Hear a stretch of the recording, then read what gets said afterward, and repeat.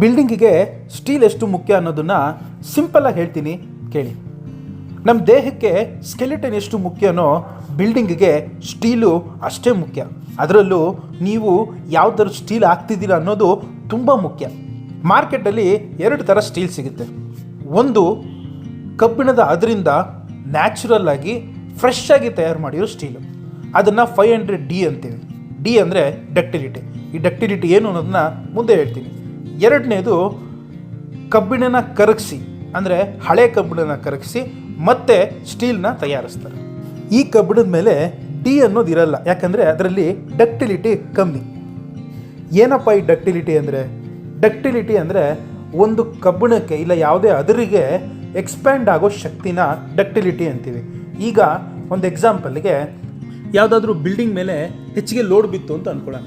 ಹೆಚ್ಚಿಗೆ ಲೋಡ್ ಬಿದ್ದಾಗ ಏನಾಗುತ್ತೆ, ಬೀಮ್ ಮೇಲೋ ಕಾಲಮ್ ಮೇಲೋ ಲೋಡ್ ಬಿದ್ದಾಗ ಬೀಮು ಬೆಂಡ್ ಆಗುತ್ತೆ, ಕಾಲಮ್ ಕುಸಿಯೋಕ್ಕೆ ಶುರು ಆಗುತ್ತೆ. ಆಗ ನೀವು ಈ ಡಕ್ಟಿಲಿಟಿ ಇಲ್ಲದೆ ಇರೋ ಕಬ್ಬಿಣನ ನೀವು ಬಳಸ್ತೀರಾ ಅಂತ ಅಂದ್ಕೊಳ್ಳೋಣ. ಆಗೇನಾಗುತ್ತೆ, ಅದು ಒಂದೇ ಸತಿ ಮುರಿದು ಬೀಳುತ್ತೆ. ನಿಮಗೆ ತಪ್ಪಿಸ್ಕೊಳ್ಳೋಕ್ಕಾಗಲಿ ಇಲ್ಲ ಅಲ್ಲಿಂದ ಆಚೆ ಬರೋಕ್ಕಾಗಲಿ ಸಮಯನೇ ಸಿಗಲ್ಲ. ಒಂದೇ ಸತಿ ನಿಮ್ಮ ತಲೆ ಮೇಲೆ ರೂಫ್ ಬಿದ್ದೋಗುತ್ತೆ. ಯಾಕಂದರೆ ಆ ಕಬ್ಬಿಣಕ್ಕೆ ಲೋಡ್ ತಡೆಯೋ ಕೆಪಾಸಿಟಿ ಇರೋದಿಲ್ಲ. ಆಗ ಒಂದೇ ಸತಿ ಮುರಿದು ಬೀಳುತ್ತೆ.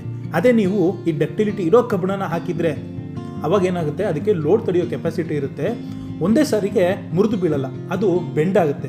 ನಿಮಗೆ ತೋರಿಸ್ಕೊಡುತ್ತೆ, ಹೌದು ಇಲ್ಲಿ ಲೋಡ್ ಜಾಸ್ತಿ ಬೀಳ್ತಿದೆ, ಇನ್ನೊಂದು ಸ್ವಲ್ಪ ಲೋಡ್ ಬಿದ್ದರೆ ಇದು ಮುರಿದು ಬೀಳುತ್ತೆ, ನಮಗೆ ಜಾಸ್ತಿ ಟೈಮ್ ಇಲ್ಲ ಅಂತ ಹೇಳಿ ನೀವು ಮನೆಯಿಂದ ಆಚೆ ಬರೋಷ್ಟು ಟೈಮ್ ಆದರೂ ಅದು ನಿಮಗೆ ಕೊಡುತ್ತೆ. ಇದೇ ಕಾರಣಕ್ಕೆ ನೀವು ಸ್ಟೀಲ್ನ ಯಾವ ಗುಣಮಟ್ಟದ್ದು ಹಾಕ್ತೀರ ಅನ್ನೋದು ತುಂಬ ಮುಖ್ಯ ಆಗುತ್ತೆ.